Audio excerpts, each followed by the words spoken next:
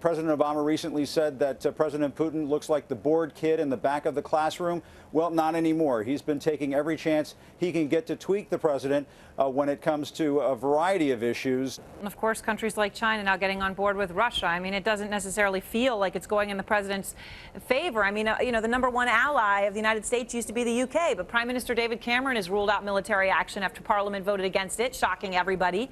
I mean, this seems to leave President Obama with a somewhat surprising ally, right? I mean, one really close friend that people didn't necessarily expect. Right. Who'd have thunk it? France. During the Iraq War, you'll recall there were a lot of Americans in the United States who were calling French fries freedom fries. Now, when I've talked to administration officials about this, they are very much praising the French these days and pointing to the French and the Turks as two allies that are with the United States.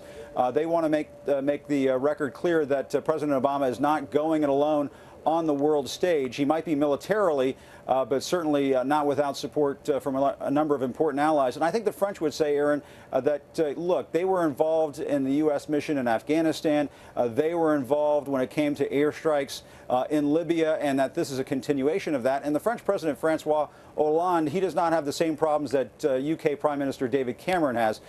David Cameron had to get the approval of Parliament. Francois Hollande does not have to do that in France.